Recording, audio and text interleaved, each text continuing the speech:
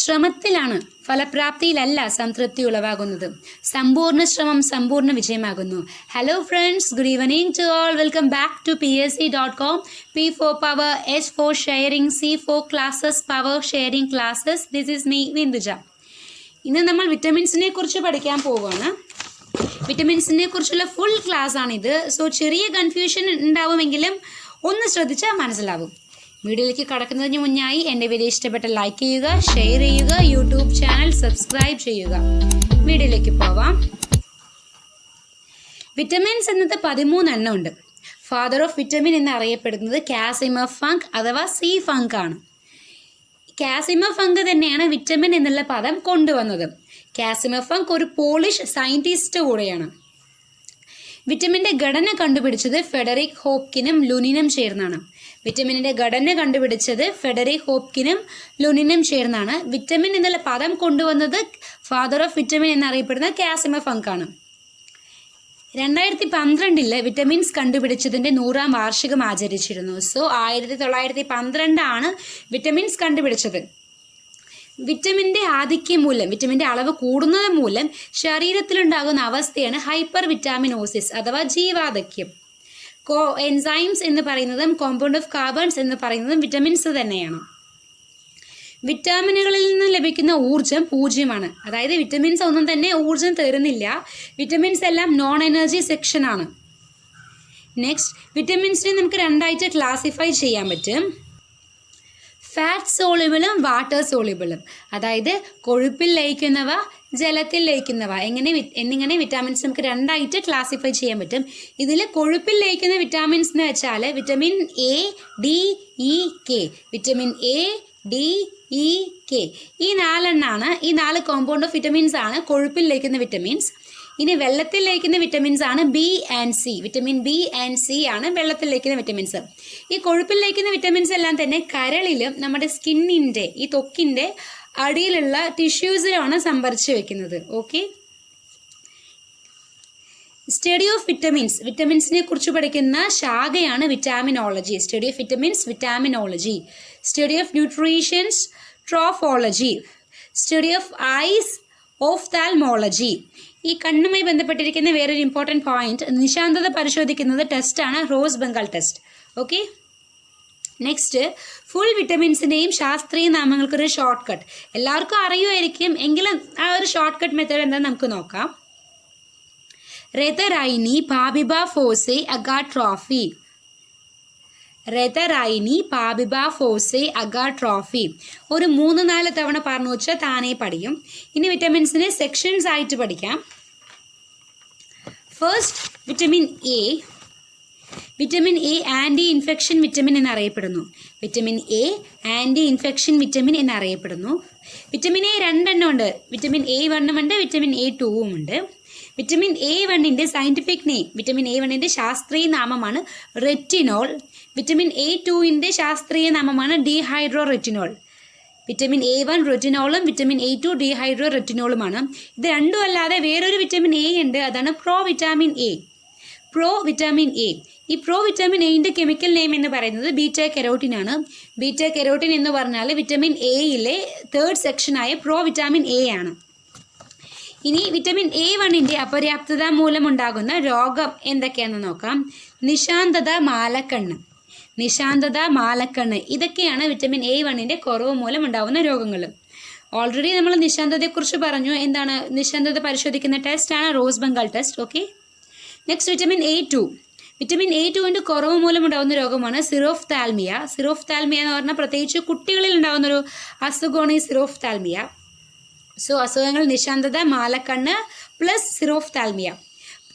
Vitamin A1ൻ്റെയും vitamin A2ൻ്റെയും രോഗലക്ഷണങ്ങൾ എന്തൊക്കെയെന്ന് നോക്കാം. കണ്ണിൽ നിന്നും ഈർപ്പം പോകുന്ന അവസ്ഥ, കോർണിയ വരണ്ടു പോകുന്ന അവസ്ഥ, മഞ്ഞ കലർന്ന ഓറഞ്ച് കളർ, ഇതൊക്കെയാണ് വിറ്റമിൻ എയുടെ രോഗലക്ഷണങ്ങൾ. സോ അതിൻ്റെ സോഴ്സസ് എന്ന് പറയുന്നത് പാൽ, ഇലക്കറികൾ, പയർ, വെണ്ണ, ക്യാരറ്റ്, മീനെണ്ണ, ക്യാബേജ്, തേൻ, പഴങ്ങൾ, നെല്ലിക്ക, മത്സ്യം, ചീര ഇതൊക്കെയാണ് വിറ്റമിൻ എയുടെ സോഴ്സസ്. ധാരാളമായിട്ട് വിറ്റമിൻ എ അടങ്ങിയിരിക്കുന്നത് ഇവയിലൊക്കെയാണ്. നെക്സ്റ്റ്, വിറ്റമിൻ എ റിലേറ്റഡ് ആയിട്ടുള്ള ഇമ്പോർട്ടൻറ്റ് പോയിന്റ്സ് എന്തൊക്കെയാണെന്ന് നോക്കാം. വിറ്റമിൻ എ ഏറ്റവും കൂടുതൽ അടങ്ങിയിരിക്കുന്നത് ക്യാരറ്റിലാണ്. അതായത് richest source of vitamin A എന്ന് പറയുന്നത് ക്യാരറ്റാണ്. ശേഷം ഫിഷ് ലിവറിൽ അടങ്ങിയിരിക്കുന്ന വിറ്റമിൻസ് എന്ന് പറയുന്നത് വിറ്റമിൻ എ, വിറ്റമിൻ ഡി എന്നിവയാണ്. ഫിഷ് ലിവറിൽ അടങ്ങിയിരിക്കുന്ന വിറ്റമിൻ എന്ന് പറയുന്നത് വിറ്റമിൻ എയും വിറ്റമിൻ ഡിയുമാണ്. വിറ്റമിൻ എ ഏറ്റവും കൂടുതൽ അടങ്ങിയ നെല്ലിനമാണ് ഗോൾഡൻ റൈസ്. ഗോൾഡൻ റൈസിലാണ് വിറ്റമിൻ എ ഏറ്റവും കൂടുതലായി അടങ്ങിയിരിക്കുന്നത്. 1913 എ.എൽ. മാർക്കാണ് വിറ്റമിൻ എ വേർതിരിച്ചെടുത്തത്. എ.എൽ. മാർക്ക് 1913 മനുഷ്യ ശരീരത്തിലെ ഇൻഫെക്ഷൻ അണുബാധ തടയുന്ന വിറ്റമിനാണ് വിറ്റമിൻ എ എന്ന് പറയുന്നത്. ത്വക്ക്, കണ്ണ്, മുടി എന്നിവയുടെ ആരോഗ്യത്തിന് സഹായിക്കുന്ന വിറ്റമിനാണ് vitamin A. Next most important point, vitamin A ഉൽപ്പാദിപ്പിക്കുന്ന വർണ്ണകങ്ങളാണ് റെഡോപ്സിൻ ആൻഡ് അയോഡോപ്സിൻ. റെഡോപ്സിനും അയോഡോപ്സിനും വിറ്റമിൻ എ ഉൽപ്പാദിപ്പിക്കുന്ന വർണ്ണകങ്ങളാണ്. റെഡോപ്സിൻ എന്തിനെ സഹായിക്കുക എന്ന് വെച്ചാൽ മങ്ങിയ പ്രകാശത്തിലെ കാഴ്ച സാധ്യമാക്കുന്നു. അയോഡോപ്സിൻ തീവ്ര പ്രകാശത്തിലെ കാഴ്ച സാധ്യമാക്കുന്നു. ഓക്കെ, നെക്സ്റ്റ് വിറ്റമിൻ സിനെ കുറിച്ച് നോക്കാം. ഫ്രഷ് ഫ്രൂട്ട് വിറ്റമിൻ എന്നും ആൻറ്റി ക്യാൻസർ വിറ്റമിൻ എന്നുമാണ് വിറ്റമിൻ സി അറിയപ്പെടുന്നത്. Fresh fruit vitamin and also anti cancer vitamin, ഇതൊക്കെയാണ് വിറ്റമിൻ സി. വിറ്റമിൻ സിയുടെ ശാസ്ത്രീയ നാമമാണ് അസ്കോർബിക് ആസിഡ് എന്ന് പറയുന്നത്. അസ്കോർബിക് ആസിഡാണ് വിറ്റമിൻ സി. വിറ്റമിൻ സിയുടെ അപര്യാപ്തത മൂലമുണ്ടാകുന്ന രോഗങ്ങളാണ് അമല, സ്കർവി, പയോറിയ. പയോറിയ എന്ന് പറഞ്ഞാൽ മോണപ്പഴുപ്പ്. സോ വിറ്റമിൻ സിയുടെ രോഗലക്ഷണങ്ങൾ രക്തസ്രാവം, മോണപ്പഴുപ്പ്, മുറിവുണങ്ങാൻ കാലതാമസം എന്നിവയൊക്കെയാണ് വിറ്റമിൻ സിയുടെ അപര്യാപ്തത മൂലമുണ്ടാകുന്ന രോഗങ്ങളുടെ ലക്ഷണങ്ങൾ. വിറ്റമിൻ സി ധാരാളമായി അടങ്ങിയിരിക്കുന്ന സോഴ്സസ് എന്ന് പറയുന്നത് സിട്രിക് ഫ്രൂട്ട്സ് ആയ ഓറഞ്ച്, നെല്ലിക്ക, നാരങ്ങ, പുളി, തക്കാളി, പിന്നെ പൈനാപ്പിൾ, പപ്പായ, മുരിങ്ങയില, പഴങ്ങൾ, ഇവയിലെല്ലാമാണ് വിറ്റമിൻ സി ധാരാളമായി അടങ്ങിയിരിക്കുന്നത്. ഇനി വിറ്റമിൻ സിയുടെ സവിശേഷതകൾ നോക്കാം. തൊലി കളഞ്ഞ് പച്ചക്കറികൾ കഴുകുമ്പോൾ നഷ്ടപ്പെടുന്ന വിറ്റമിനാണ് വിറ്റമിൻ സി. തൊലി കളഞ്ഞ പച്ചക്കറികൾ കഴുകുമ്പോൾ നഷ്ടപ്പെടുന്ന വിറ്റമിനാണ് വിറ്റമിൻ സി. പാലിൽ അടങ്ങിയിട്ടില്ലാത്ത വിറ്റമിനാണ് വിറ്റമിൻ സി. നാവികരുടെ രോഗം, സെയിലേഴ്സ് പ്ലേഗ് എന്നറിയപ്പെടുന്ന വിറ്റമിനാണ് വിറ്റമിൻ സി. രോഗപ്രതിരോധ ശേഷി, ഇമ്മ്യൂണിറ്റി നൽകുന്ന വിറ്റമിനാണ് വിറ്റമിൻ സി. ഇരുമ്പിൻ്റെ ആഗിരണത്തെ ഉത്തേജിപ്പിക്കുന്ന വിറ്റമിനാണ് വിറ്റമിൻ സി. കൃത്രിമമായി നിർമ്മിച്ച ആദ്യത്തെ വിറ്റമിനാണ് vitamin C. Most important point, കൃത്രിമമായി നിർമ്മിച്ച ആദ്യത്തെ വിറ്റമിനാണ് വിറ്റമിൻ സി. മൂത്രത്തിൽ ധാരാളമായി അടങ്ങിയ വിറ്റമിനാണ് വിറ്റമിൻ സി. സോ ശരീരത്തിൽ നിന്നും പുറന്തള്ളപ്പെടുന്ന വിറ്റമിൻ കൂടിയാണ് എന്ത്? Vitamin C. ആഹാര പദാർത്ഥങ്ങൾ ചൂടാക്കുമ്പോൾ നഷ്ടപ്പെടുന്ന വിറ്റമിനാണ് വിറ്റമിൻ സി. ജലദോഷ ശമനത്തിന് ഉത്തമമായ വിറ്റമിനാണ് വിറ്റമിൻ സി. മുറിവുണങ്ങാൻ കാലതാമസം എടുക്കുന്നത് വിറ്റമിൻ സിയുടെ കുറവ് കൊണ്ടാണ്. ഓക്കെ, അടുത്തത് വിറ്റമിൻ ഡി ആണ്. Sunshine vitamin, anti rachitic vitamin, steroid vitamin എന്നൊക്കെയാണ് വിറ്റമിൻ ഡി അറിയപ്പെടുന്നത്. Sunshine vitamin, anti rachitic vitamin, steroid vitamin. Calciferol എന്നാണ് വിറ്റമിൻ ഡിയുടെ ശാസ്ത്രീയ നാമം. നമുക്ക് വിറ്റമിൻ എ ക്ലാസിഫൈ ചെയ്തു. വിറ്റമിൻ A1 വിറ്റമിൻ A2 പഠിച്ച പോലെ വിറ്റമിൻ ഡിക്കും വിറ്റമിൻ D2 ഉണ്ട്, വിറ്റമിൻ D3 ഉണ്ട്. വിറ്റമിൻ D2 എന്ന് പറഞ്ഞാൽ വിറ്റമിൻ D2ൻ്റെ ശാസ്ത്രീയ നാമം എർഗോസ്റ്റീറോൾ ആണ്. വിറ്റമിൻ D2ൻ്റെ ശാസ്ത്രീയ നാമം എർഗോസ്റ്റീറോൾ ആണ്. വിറ്റമിൻ D3യുടെ ശാസ്ത്രീയ നാമം കോൾ കാൽസിഫെറോൾ എന്നുമാണ്. വിറ്റമിൻ D3യുടെ ശാസ്ത്രീയ നാമം കോൾ കാൽസിഫെറോൾ എന്നുമാണ്. കുട്ടികളിൽ കാണപ്പെടുന്ന റിക്കറ്റ് അഥവാ കാണ, മുതിർന്നവരിലെ ഓസ്റ്റിയോമലേഷ്യ എന്നിവയാണ് വിറ്റമിൻ ഡിയുടെ കുറവ് മൂലമുണ്ടാകുന്ന രോഗങ്ങൾ. കാണ അഥവാ റിക്കറ്റ്സ്, പിന്നെ ഓസ്റ്റിയോമലേഷ്യ, ഇതൊക്കെയാണ് വിറ്റമിൻ ഡിയുടെ കുറവ് മൂലമുണ്ടാകുന്ന രോഗങ്ങൾ. അസ്ഥി കനം കുറഞ്ഞ് വളയുക, എല്ല് പൊട്ടുക, ഇതൊക്കെയാണ് വിറ്റമിൻ ഡിയുടെ കുറവ് മൂലമുണ്ടാകുന്ന രോഗങ്ങളുടെ ലക്ഷണങ്ങൾ. സൂര്യപ്രകാശത്തിൽ നിന്നാണ് വിറ്റമിൻ ഡി നമുക്ക് ലഭിക്കുന്നത്. സോ വിറ്റമിൻ ഡിയുടെ മറ്റ് സവിശേഷതകൾ നോക്കാം. സൂര്യപ്രകാശത്തിൻ്റെ സാന്നിധ്യത്തിൽ നിർമ്മിക്കപ്പെടുന്ന വിറ്റമിനാണ് വിറ്റമിൻ ഡി. ആഹാരത്തിൽ നിന്നും കിട്ടാത്ത വിറ്റമിനാണ് വിറ്റമിൻ ഡി. സസ്യങ്ങളിൽ നിന്നും ലഭ്യമല്ലാത്ത വിറ്റമിനാണ് വിറ്റമിൻ ഡി. ശരീരത്തിൻ്റെ ത്വക്കിൽ അൾട്രാവയലറ്റിൻ്റെ സഹായത്തോടെ നിർമ്മിക്കപ്പെടുന്ന വിറ്റമിനാണ് വിറ്റമിൻ ഡി. കാൽസ്യം, ഫോസ്ഫറസ് ആഗിരണത്തെ ഉത്തേജിപ്പിക്കുന്ന വിറ്റമിനാണ് വിറ്റമിൻ ഡി. ശരീരത്തിൽ കാൽസ്യത്തിൻ്റെ അളവ് കൂടിയെന്ന് വെച്ചാൽ വൃക്കയിൽ കല്ല് വരും. കാൽസ്യത്തിൻ്റെ അളവ് കുറഞ്ഞെന്ന് വെച്ചാൽ എല്ല് പൊട്ടും. സോ ഈ കാൽസ്യവുമായിട്ട് റിലേറ്റ് ചെയ്യുന്ന വിറ്റമിനാണ് വിറ്റമിൻ ഡി. എല്ലിൻ്റെയും പല്ലിൻ്റെയും വളർച്ചയ്ക്ക് ആവശ്യമായ വിറ്റമിനാണ് vitamin D. Next vitamin E ആണ്. Anti sterility vitamin, beauty vitamin, hormone vitamin എന്നൊക്കെയാണ് വിറ്റമിൻ ഇ അറിയപ്പെടുന്നത്. Anti sterility vitamin, beauty vitamin, hormone vitamin. Okay, vitamin ഇയുടെ സയൻറ്റിഫിക് നെയിമാണ് ടോക്കിഫെറോൾ. ടോക്കിഫെറോൾ. വിറ്റമിൻ ഇയുടെ കുറവ് മൂലം ഉണ്ടാവുന്ന രോഗങ്ങളാണ് വന്ധ്യത, കോൺസ് രോഗം, റെറ്റിനോപ്പതി എന്നിവ. വന്ധ്യത, കോൺസ് രോഗം, റെറ്റിനോപ്പതി ഇതൊക്കെയാണ് വിറ്റമിൻ ഇയുടെ കുറവ് മൂലം ഉണ്ടാകുന്ന രോഗങ്ങൾ. സസ്യ എണ്ണകളിൽ മുട്ടയുടെ മഞ്ഞയിലുമാണ് വിറ്റമിൻ ഇ ധാരാളമായി അടങ്ങിയിരിക്കുന്നത്. സോ വിറ്റമിൻ ഇ ധാരാളമായി അടങ്ങിയിരിക്കുന്നത് സസ്യ എണ്ണകളിലും മുട്ടയുടെ മഞ്ഞയിലുമാണ്. Next vitamin E related important points നോക്കാം. ഹോർമോണായി പ്രവർത്തിക്കുന്ന വിറ്റമിനാണ് വിറ്റമിൻ ഇ. പ്രത്യുൽപാദന ധർമ്മത്തിന് ആവശ്യമായ വിറ്റമിനാണ് വിറ്റമിൻ ഇ. ഹൃദയത്തെ സംരക്ഷിക്കുന്ന, ഹൃദയ ആരോഗ്യത്തിന് പ്രധാന പങ്ക് വഹിക്കുന്ന വിറ്റമിനാണ് വിറ്റമിൻ ഇ. മനുഷ്യ ശരീരത്തിലെ ഹാംഫുൾ ആൻഡ് ടോക്സിക് കെമിക്കൽസിനെ നശിപ്പിക്കുന്ന ഒരു വിറ്റമിൻ കൂടിയാണ് ഈ vitamin E. Okay, next vitamin K ആണ്. വിറ്റമിൻ കെയുടെ ശാസ്ത്രീയ നാമം ഫിലോക്കിനോൾ അഥവാ ഫൈലോക്കിനോൾ ആണ്. കൊയാഗുലേഷൻ വിറ്റമിൻ എന്നാണ് വിറ്റമിൻ കെ അറിയപ്പെടുന്നത്. ഈ വിറ്റമിൻ കെയും രണ്ടെണ്ണം ഉണ്ട്. വിറ്റമിൻ K1 ഉണ്ട്, വിറ്റമിൻ K2 ഉണ്ട്. വിറ്റമിൻ K1 നേരത്തെ പറഞ്ഞു എന്താണ്, ഫിലോക്കിനോൾ ആണ്. വിറ്റമിൻ K2 മീനോക്കിനോൾ ആണ്. Vitamin K1 phylloquinone, vitamin K2 menaquinone. Vitamin കെയുടെ അപര്യാപ്തത മൂലമുണ്ടാകുന്ന രോഗങ്ങളാണ് കൊയാഗുലേഷൻ, ഹെമറേജ് എന്നിവ. Coagulation, haemorrhage. മുറിവിലൂടെ ധാരാളം രക്തം നഷ്ടപ്പെടുന്നു, രക്തം കട്ടപിടിക്കാതിരിക്കുന്നു. ഇതൊക്കെ വിറ്റമിൻ കെയുടെ രോഗലക്ഷണങ്ങളാണ്. മുറിവുണങ്ങാൻ കാലതാമസമെടുക്കുന്ന വിറ്റമിൻ സി, നേരത്തെ പഠിച്ച വിറ്റമിൻ സിയുടെ കുറവാണ്. മുറിവുണങ്ങാൻ കാലതാമസം എടുക്കുന്നത്. ഇവിടെ രക്തം പോയിക്കൊണ്ടേയിരിക്കുകയാണ്. സോ ധാരാളം രക്തം നഷ്ടപ്പെടുക, രക്തം കട്ടപിടിക്കാതിരിക്കുക എന്ന് വെച്ചാൽ വിറ്റമിൻ കെയുടെ കുറവ് മൂലമുള്ള അസുഖത്തിൻ്റെ ലക്ഷണമാണ്. കൺഫ്യൂഷൻ വേണ്ട. വിറ്റമിൻ കെയുടെ സോഴ്സസ് ആണ് സോയാബീൻ, തക്കാളി, ലിവർ, ക്യാബേജ്, ചീര, കോളിഫ്ലവർ, മുട്ട, പാൽ എന്നിവ. ഇവയിലും ക്ലാസിഫിക്കേഷൻ ഉണ്ട്.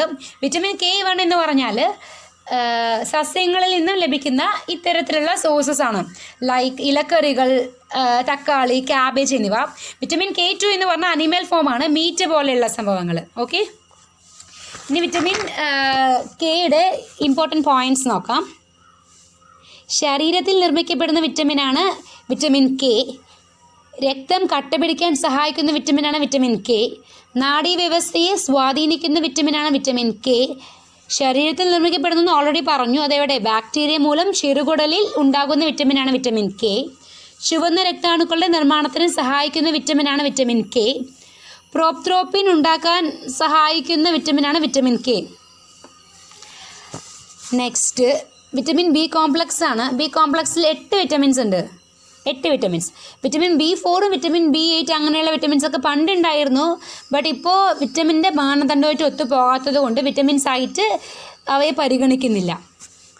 ഊർജ്ജ ഉൽപ്പാദനവുമായി ബന്ധപ്പെട്ട വിറ്റമിനാണ് വിറ്റമിൻ ബി കോംപ്ലക്സ്. നമ്മൾ നേരത്തെ പറഞ്ഞു വിറ്റമിൻസ് എന്നുള്ളത് നോൺ എനർജി സെക്ഷനാണ്, അത് ഊർജ്ജം തരുന്നില്ല, 0 ആണെന്ന് പറഞ്ഞു. പക്ഷേ ഊർജ്ജ ഉൽപ്പാദനവുമായി ബന്ധപ്പെട്ട വിറ്റമിൻസ് ആണ് vitamin B complex. Vitamin B complex തലച്ചോറിലാണ് സംഭരിക്കുന്നത്. വിറ്റമിൻ ബി കോംപ്ലക്സ് തലച്ചോറിലാണ് സംഭരിക്കുന്നത്.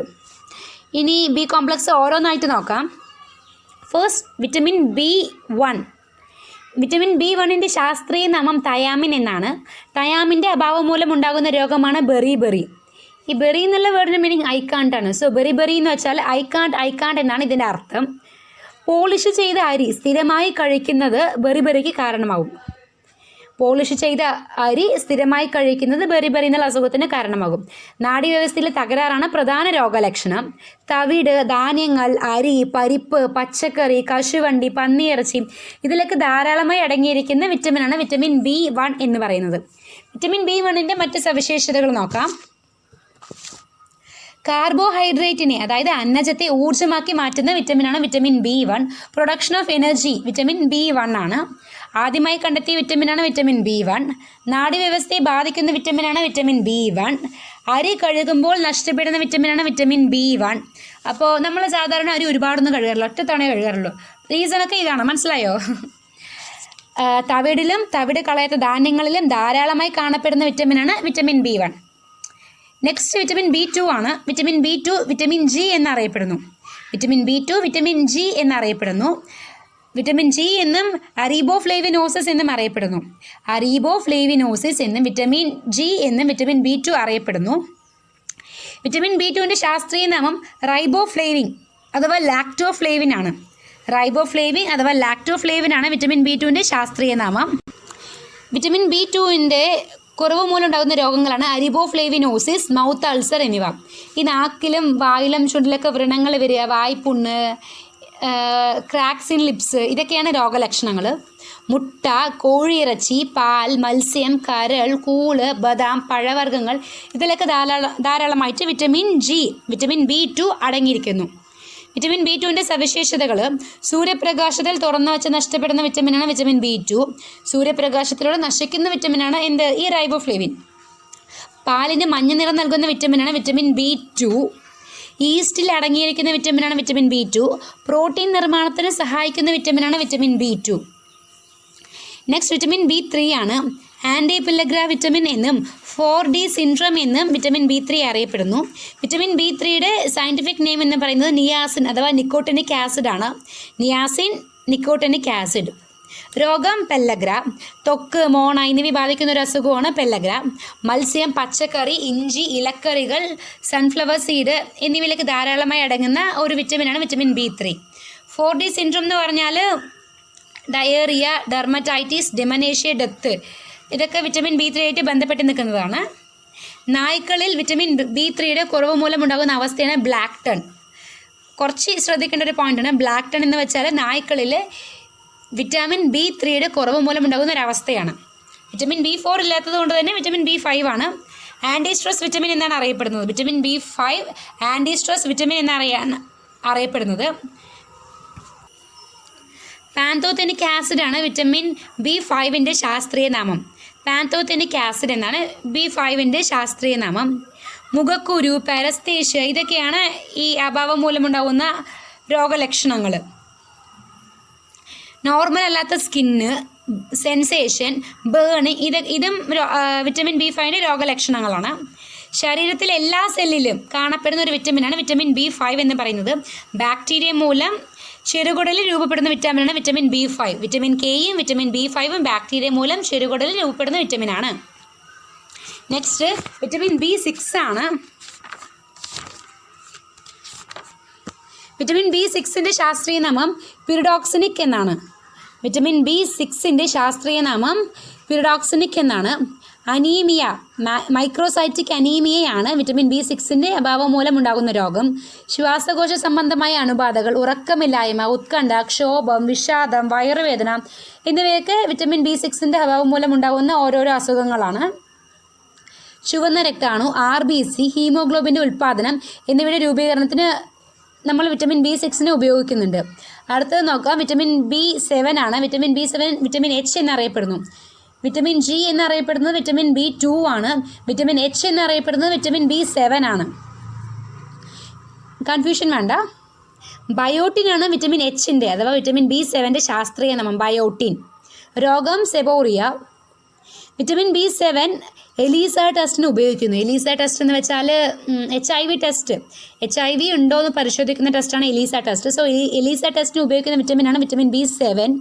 തലമുടി, മുടി കൊഴിച്ചിൽ, തലനര എന്നിവയ്ക്ക് കാരണമാകുന്നു വിറ്റമിൻ B7ൻ്റെ കുറവ്. ചെറുകുടലിൽ ബാക്ടീരിയകളുടെ പ്രവർത്തന ഫലമായി ഉണ്ടാകുന്നതാണ് vitamin B7.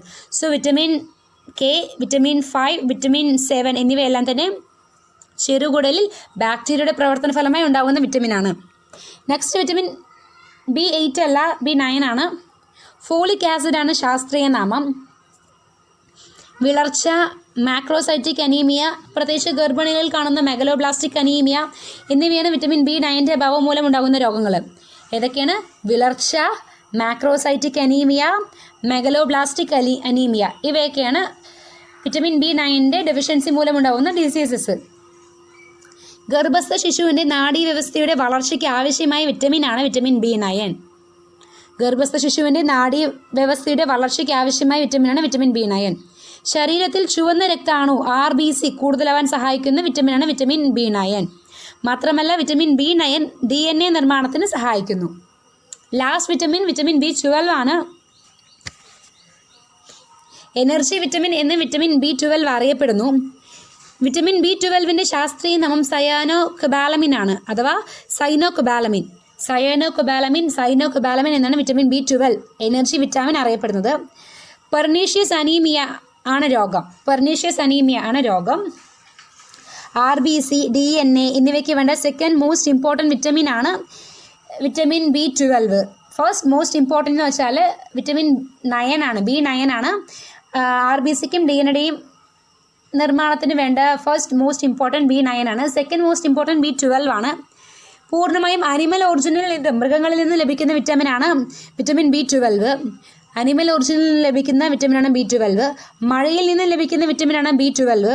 Cyanide Poisson negative ആക്കാൻ സഹായിക്കുന്ന വിറ്റമിനാണ് വിറ്റമിൻ B12. കൊബാൾട്ട് അടങ്ങിയ വിറ്റമിനാണ് വിറ്റമിൻ B12. മാത്രമല്ല ഈ കൊബാൾട്ട് ഇരുമ്പിനെ ആഗിരണം ചെയ്യുന്നുണ്ട്. ഓക്കെ. അൾഷിമേഴ്സ് സുഖപ്പെടുത്താൻ ഉപയോഗിക്കുന്ന വിറ്റമിനാണ് വിറ്റമിൻ B12. മനുഷ്യനിർമ്മിതമായ വിറ്റമിനാണ് B12 സയാനോകൊബാലമിൻ. മോസ്റ്റ് ഇമ്പോർട്ടൻ്റ് ആണ് ഇത്. മനുഷ്യനിർമ്മിതമായ B12 ആണ് സയാനോകൊബാലമിൻ. ഇനി കുറച്ച് ഇമ്പോർട്ടൻറ്റ് പോയിന്റ്സ് നോക്കാം.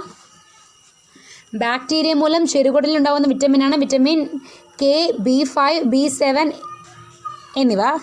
പാലിൻ്റെ മഞ്ഞ നിറത്തിന് കാരണമാകുന്ന പിഗ്മെൻ്റാണ് കാരോട്ടിനോയിഡ്. സാന്തോലിനും കാരോട്ടിനും കൂടെ ചേർന്നതാണ് കാരോട്ടിനോയിഡ്. പാലിൻ്റെ മഞ്ഞ നിറത്തിന് കാരണമാകുന്ന വിറ്റമിൻ ആണെങ്കിൽ വിറ്റമിൻ B2 ആണ്. നെക്സ്റ്റ്, പാലിൻ്റെ വെള്ള നിറത്തിന് കാരണമാകുന്ന പ്രോട്ടീൻ കേസിനാണ്. മഞ്ഞ നിറത്തിന് കാരണമാകുന്ന പിഗ്മെൻറ്റ് കാരോട്ടിനോയിഡ്, മഞ്ഞ നിറത്തിന് കാരണമാകുന്ന വിറ്റമിൻ B2, വെള്ള നിറത്തിന് കാരണമാകുന്ന പ്രോട്ടീൻ കേസിനാണ്. നെക്സ്റ്റ്, ചുവന്ന രക്താണു, RBC, ഹീമോഗ്ലോബിൻ, DNA എന്നിവയ്ക്ക് സഹായകരമായ വിറ്റമിൻസ് ആണ് വിറ്റമിൻ 6, വിറ്റമിൻ 9, വിറ്റമിൻ 12 എന്നിവ. ഓക്കെ. നെക്സ്റ്റ്, രക്തം കട്ടപിടിക്കാൻ കാരണമാകുന്ന വിറ്റമിനാണ് വിറ്റമിൻ K. രക്തം കട്ടപിടിക്കാൻ കാരണമാകുന്ന ലോഹം അഥവാ എലമെൻ്റ് ആണെങ്കിൽ കാൽസ്യവും, പ്രോട്ടീൻ ആണെങ്കിൽ ഫൈബ്രിനോജനും, സെല്ലാണെങ്കിൽ പ്ലേറ്റ്ലെറ്റും, രാസാഗ്നി ആണെങ്കിൽ തോംബ്രോകൈലേസുമാണ്. ഒന്നും കൂടെ പറയാം. രക്തം കട്ടപിടിക്കാൻ കാരണമാകുന്ന വിറ്റാമിൻ K ആണ്. ലോഹം അഥവാ എലമെൻറ്റ്, രക്തം കട്ടപിടിക്കാൻ കാരണമാകുന്ന ലോഹം അഥവാ എലമെൻ്റ് ആണെങ്കിൽ കാൽസ്യം, കട്ടപിടിക്കാൻ സഹായിക്കുന്ന പ്രോട്ടീൻ ആണെങ്കിൽ ഫൈബ്രിനോജിൻ, സെല്ലാണെങ്കിൽ പ്ലേറ്റ്ലെറ്റ്, രാസാഗ്നി ആണെങ്കിൽ തോംബ്രോകൈലേസ് ആണ്. രക്തത്തിൽ ഹീമോഗ്ലോബിൻ്റെ നിർമ്മാണത്തിന് സഹായിക്കുന്ന ലോഹമാണ് ഇരുമ്പ്. ഇരുമ്പാണ് ഹീമോഗ്ലോബിൻ്റെ നിർമ്മാണത്തിന് സഹായിക്കുന്ന ലോഹം. ശരീരത്തിൽ ജലം നിലനിർത്തുന്ന മൂലകമാണ് സോഡിയം. മാനസിക വളർച്ചയ്ക്ക് ആവശ്യമായ മൂലകം അയഡിനാണ്. അയഡിൻ്റെ കുറവ് ഗോയിറ്റർ എന്നുള്ള രോഗത്തിന് കാരണമാകും. ഈ തൈറോയ്ഡ് ഗ്രന്ഥികളുടെ ശരിയായ പ്രവർത്തനത്തിന് സഹായിക്കുന്ന മൂലകം കൂടിയാണ് അയഡിൻ. മാനസിക വളർച്ചയ്ക്കും തൈറോയ്ഡ് ഗ്രന്ഥികളുടെ ശരിയായ പ്രവർത്തനത്തിന് സഹായിക്കുന്ന മൂലകമാണ് അയഡിൻ. അതിൻ്റെ കുറവാണ് ഗോയിറ്റർ രോഗം. എല്ല്, പല്ല്, പേശി നിർമ്മാണം, നാഡീവ്യവസ്ഥ പ്രവർത്തനം അതിനൊക്കെ സഹായിക്കുന്ന മൂലകമാണ് കാൽസ്യം, ഫോസ്ഫറസ് എന്നിവ. എല്ല്, പല്ല്, പേശി നിർമ്മാണം, നാഡീവ്യവസ്ഥ പ്രവർത്തനം എന്നിവയ്ക്ക് സഹായിക്കുന്നതാണ്. ഈ എല്ലിനും പല്ലിനും വിറ്റാമിൻ D ആയിട്ട് വലിയൊരു ബന്ധം തന്നെയുണ്ട്. ഓക്കെ. അടുത്തത്, കുട്ടികളിലെ മാംസ്യത്തിൻ്റെ അഭാവമാണ് ക്വാഷിയോർക്കർ. ശിശുക്കളിലെ മാംസ ഊർജ്ജദായക അവസ്ഥകളുടെ അഭാവം മരാസ്മസ് എന്ന പേരിൽ അറിയപ്പെടുന്നു. മരാസ്മസ് എന്ന് പറഞ്ഞാൽ ശിശുക്കളിലെ മാംസ ഊർജ്ജദായക അവസ്ഥകളുടെ കുറവാണ്. ഓക്കെ. ഇന്നത്തെ ടോപ്പിക്ക് കഴിഞ്ഞു. ഇന്നത്തെ ടോപ്പിക് കുറച്ചധികം കോംപ്ലിക്കേഷൻസ് നിറഞ്ഞതാണ്. പുതിയ ഒരുപാട് വാക്കുകളൊക്കെ ഉണ്ട്. ഒരു 3-4 തവണ റിപ്പീറ്റ് ചെയ്ത് കേൾക്കുമ്പോൾ മനസ്സിലാവും. ഓക്കെ. Thank you.